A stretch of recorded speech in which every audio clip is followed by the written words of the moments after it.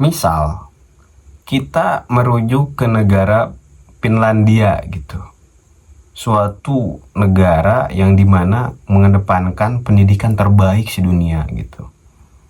Itu yang dipotret oleh orang-orang gitu. Tapi orang-orang melupakan Finlandia, negara terbaik, terbagus pendidikannya seluruh dunia, bahkan mengakui. Tapi jumlah bunuh dirinya itu lebih banyak. Persoalannya adalah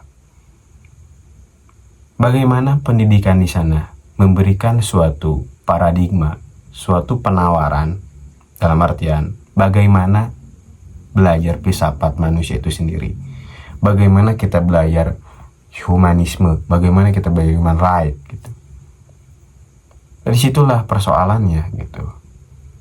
Kenapa kritik saya gitu? Kenapa tidak sekolah itu misal tidak harus ada PR? Ya udah bermain aja gitu, bermain tapi ada batasannya, ada rule of law-nya. Nah, menyoal garis bawahi tadi eksistensialisme bunuh diri, saya tidak akan sembarangan ngomong, tapi harus berhati-hati dalam hal ini. Karena eksistensialisme itu suatu perjuangan, suatu pemberontakan terhadap hidup. Meski hidup ini gak bermakna gitu, kata Camus. Camus juga bilang bahwa bunuh diri adalah kekalahan terhadap hidup. Maka dia bilang gitu di salah satu bukunya, aku tidak akan bunuh diri, aku memilih untuk ngopi. Metafornya apa? Ya alihkan gitu. Bahkan si orang gitu pernah bilang, orang pesimistik gak akan pernah bunuh diri karena itu artinya dia terlalu semangat mencari makna dalam kematian gitu. Artinya orang yang semangat itu orang yang pesimis itu tidak akan pernah bunuh diri gitu. Teman-teman bisa lihat di salah satu kuliahnya, narasumbernya itu Kang Sarip Maulana, ex akademikus filsafat dari Universitas Parahyangan Katolik. Beliau juga menulis beberapa buku banyak, yang salah satu yang menjadi masterpiece-nya itu di Indonesia. Judulnya itu Kalimat Kumpulan Demotivasi, Panduan untuk Hidup Biasa-Biasa Aja, Mediocre. Beliau juga putra dari seorang almarhum guru besar gitu dari FRSD ITB, seorang manusia kertas. Yang saya tangkap persoalan eksistensialisme, kalau kita tarik, melahirkan suatu variatif, yaitu demotivasional. Apa itu demotivasional? Demotivasional itu suatu antitesis gitu, lawan dari motivasional. Sebagaimana Kang Sarip menulis cukup bagus sekali menurut saya, tapi saya tidak anjurkan untuk teman-teman di bawah 20 tahun. Karena hal ini menurut saya akan menjadi tafsiran yang begitu gitu. Tapi sekali lagi bahwa lahirnya pesimistik, lahirnya eksistensialisme, lahirnya demotivasi gitu. Nah, di samping demotivasional ada juga varian dari eksistensialis, yaitu pesimistik. Saya kurang tahu ya, pesimistik terlebih dahulu atau eksistensialisme terlebih dahulu. Nah, setahu saya pesimistik juga adalah antitesis terhadap optimistik. Apa lawan dari motivasional? Contoh, nasi tetaplah nasi, perut kosong mana mempan dikasih motivasi. Nah, kurang lebih kalimat demotivasional itu seperti itu, mendekonstruksi, membongkar sudut pandang yang usang, norma umum. Disitulah ada salah satu cabangnya, yaitu kritisisme gitu. Dan hemat aku gitu, pesimistik ini juga sama persis dengan eksistensial gitu. Misal salah satu tokohnya Arthur Schopenhauer yang diinspirasikan oleh Nietzsche gitu, menulis suatu karya yang sangat masterpiece yang berjudul The World as Will and Representation, dunia sebagai kehendak representasi. Jadi Arthur Schopenhauer melihat dunia ini sebagai pesimistik, maka kita harus menyerah dalam hidup. Maka Arthur Schopenhauer di salah satu bukunya bilang ada 3 level untuk melawan kejumudan itu, melawan kebosanan itu.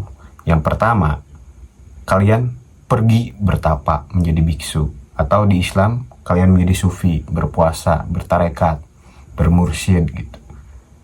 Dan ada yang paling berat menurut Schopenhauer. Ada juga yang paling sederhana, kalian pergi menyentuh seni, membaca sastra, mengikuti pameran, melukis. Nah itu artinya kita harus mengaktifkan kembali realitas fiksional. Sebagaimana kita kerja, jumud, pusing, kita butuh peralihan gitu, ketersingkapan dari realitas yang kita jalani gitu. Apakah itu realitas sebetulnya? Belum tentu gitu. Itu perdebatan nanti yang akan saya bahas dalam pendekatan ontologis. Tapi balik lagi gitu ke soal eksistensial tadi dari awal. Pesimistik juga membicarakan hal itu. Terus pertanyaannya adalah, apakah filsafat ini anti terhadap dunia? Tidak juga gitu.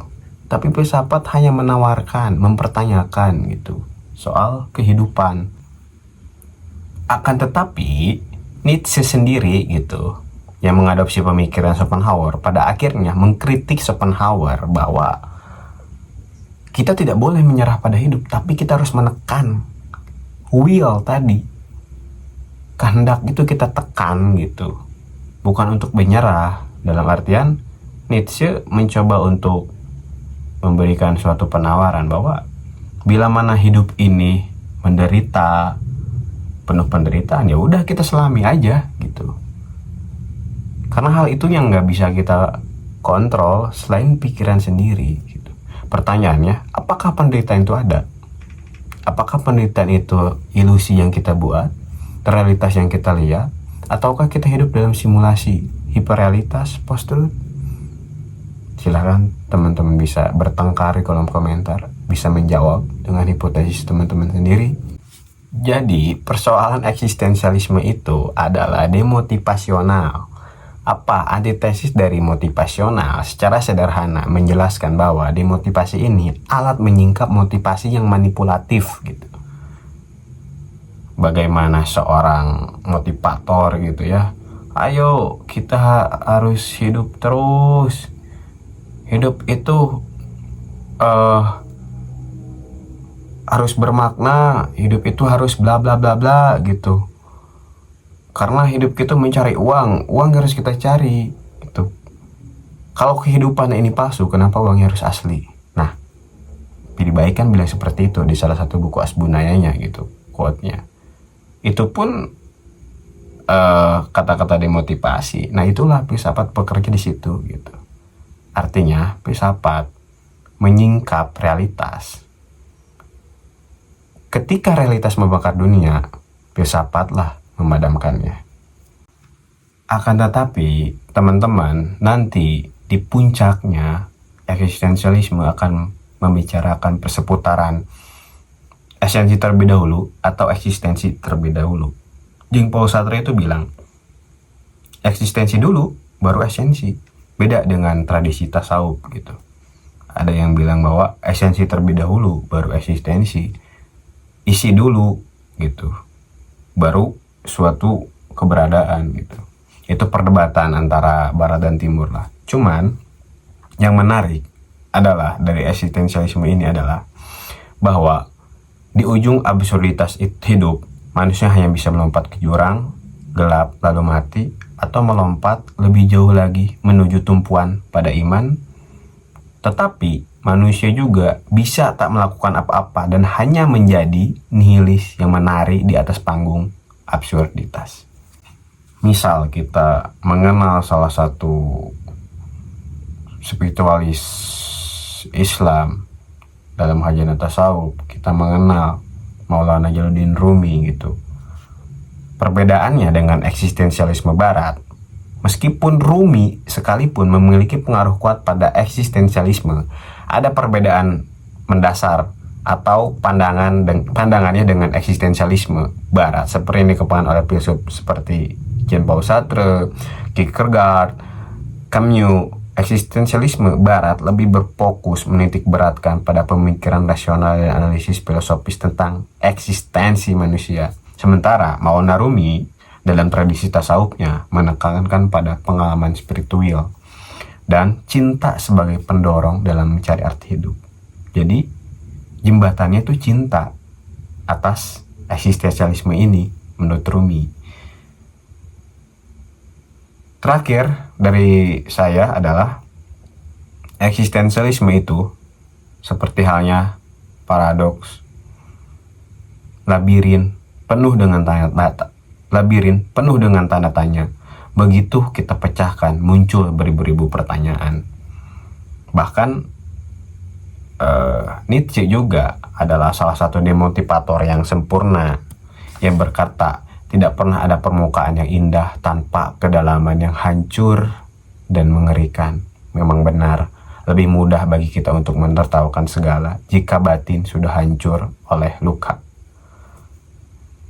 Baik, closing statement dariku adalah di perjalanan yang melelahkan ini penuh absurditas, penuh eksistensial. Teman-teman ketika dihadapkan oleh pasangan ingin menikah atau belum ada finansial, bahkan sudah sustainable gitu finansialnya pun masih ada pertanyaan eksistensial.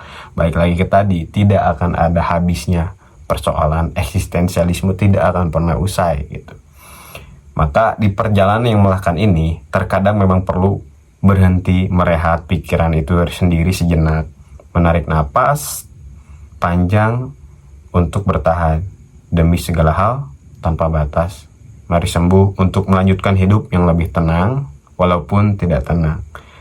Baik lagi, menjadi sederhana adalah tidak sederhana. Oke teman-teman, silahkan ditunggu konten selanjutnya. Sekian.